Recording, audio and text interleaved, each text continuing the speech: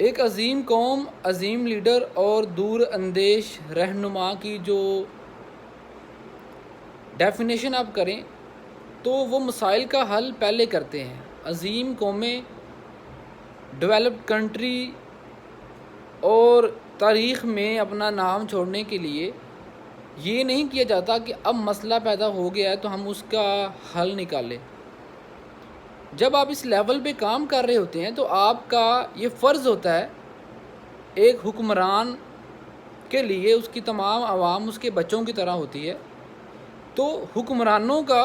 یہ فرض بنتا ہے کہ وہ مسائل کو پہلے حل کریں اور آنے والے مسائل کو اپنی دور اندیشی سے ان کا کوئی نہ کوئی جو ہے وہ سد باب اور سلوشن نکالیں۔ 1954 میں بیلجیم اور کچھ ممالک میں سیلاب کی صورت میں کچھ آفات آئیں، لیکن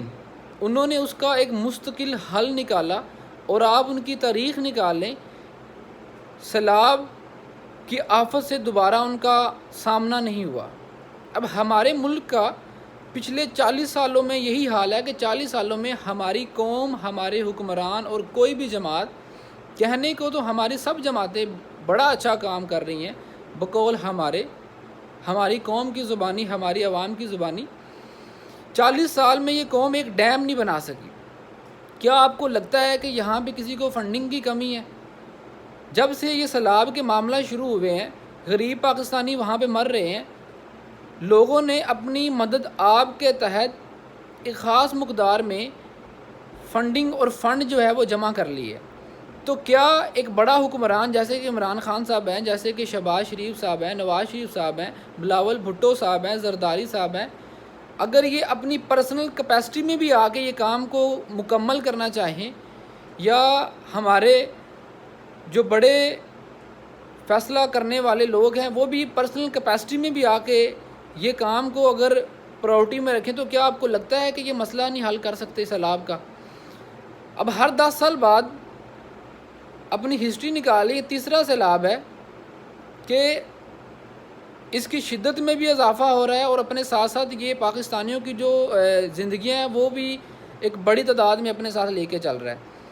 ہم اس وقت کیا کر رہے ہیں؟ فنڈنگ تو ضرور لے رہے ہیں، فنڈز لے رہے ہیں، فنڈز ان کو دے رہے ہیں، لوگوں سے جتنا ہو رہا ہے وہ اپنی پرسنل کیپیسٹی میں لوگوں سے فنڈ جمع کر کے ان کو مدد کر رہے ہیں۔ مجھے صرف آپ اتنا بتائیں کہ کیا مالی طور پہ آپ ان کے